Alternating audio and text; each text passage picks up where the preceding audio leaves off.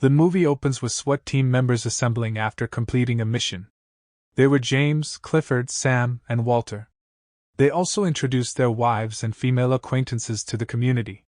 One of the women was Stacy, a well-known journalist and James's longtime buddy. While James was chatting with Stacy, his older brother, Walter, got a phone call. Walter appeared terrified, and while holding the phone to his ear, he stormed inside. Out of curiosity, he followed Walter inside and asked what was going on. But Walter insisted everything was okay and that he would handle things himself. He then went straight home with his wife. James was unwinding in the evening when his cell phone rang. Walter's wife called, informing him that Walter had died. At that moment, he dashed to Walter's house. Indeed, he discovered that a slash to the neck caused Walter's death.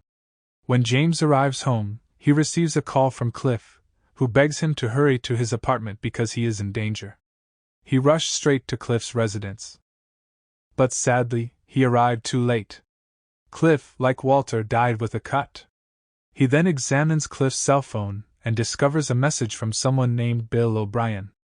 After that, he decided to investigate Cliff's apartment more thoroughly. However, as soon as he entered a room, an ambush awaited him. Fortunately, James turned things around and defeated the man. Then he interrogated him to discover his identity and who he worked for. But he refused to reveal anything. James shot him in the leg and asked again, but instead cursed him. He shot him dead, understanding he couldn't get anything out of him. After that, James went to see his best friend, Lieutenant Ross, who was also Walter's and Cliff's boss during the war in Afghanistan. He informs him of their demise, but Ross advises him not to intervene and to leave the inquiry to the police. James, consumed with vengeance, rejects Ross's proposition. He will continue to brutally avenge Walter and Cliff's murderers. He then asked Ross whether he knew Bill O'Brien. It turns out that he knows him. He was one of his colleagues in Afghanistan. He also joined the war alongside them. Cliff's phone rang just as James was ready to leave for home. The caller was Bill O'Brien. However, after answering the phone, the call quickly ended. As a result, he grew increasingly convinced that O'Brien was somehow involved in Cliff and Walter's deaths. Meanwhile, a businessman named Ted Bomer engages Ray, the best hitman, to locate the stolen $40 million. He instructs Ray to contact Ross first before beginning his quest. He quickly approached him and demanded to know who stole the money. Ross said Walter and Cliff were the real criminals, and he was the one who killed them both. After much deliberation, they conclude that the $40 million is in James's hands. On the other hand, Stacy visited James at his home. Not long after, two people knocked on the door. They claimed to be from a gas company that received an alert about a leakage. James allowed them in. However, they turned out to be armed. James immediately suspected that the two men had come to execute him. His instincts were correct. Following the revelation of their cover, he and Stacy worked together to eliminate them both. He then found their identity cards among their corpses. Ross eventually learned that James had killed the two individuals he had dispatched. James then hacked into military databases to find information about O'Brien. After a while, he managed to trace his address. Meanwhile, James calls Sam and asks him to be vigilant. In the evening, James arrives at O'Brien's empty house. But not long after, he saw some suspicious people who were about to sneak into the house. He knew that they were after him. But again, with his military and martial skills, he managed to kill them all. After that incident, Ross and Ray thought hard about how to effectively kill James and get the money back. To exacerbate the situation, Ross and Ray remained uncertain about the money's location. Therefore, to get him to reveal the location of the capital, they devised a plan to take Sam into custody. In the afternoon, James met Sam to search for O'Brien. But before they left, he went to the restroom. As he entered the restroom, someone with a syringe followed behind him. Luckily, before the man plunged the needle into him, James stepped in and stopped him. He then asked whom he was working for, but he said his boss would definitely kill his family if he told him. Without giving him another chance, James injected the needle into him. After that, James got some intel from his military friends, and then he went to a bar that O'Brien normally hangs out at. O'Brien himself was in the bar. But when he asked about O'Brien, some people at the bar told him to leave. A fight broke out, and James hit the men before leaving. O'Brien then got into his car. But apparently, James was waiting for him inside. Pointing his gun at O'Brien's head, he asked what connection he had with Cliff and Walter. He simply replied that he was their friend. This is where everything starts to unfold. O'Brien recounted that while he was serving in Afghanistan, Lieutenant Ross asked him to participate in an unlawful operation to transfer drugs from Afghanistan to America by placing them into the bodies of soldiers killed on the battlefield. Cliff and Walter had no choice but to engage in the operation. The three of them truly wanted to abandon this illegal operation, but Ross refused, threatening their lives. Ross forced them to continue the illicit operation, until one day they pilfered all of the money to use as evidence in exposing the crime.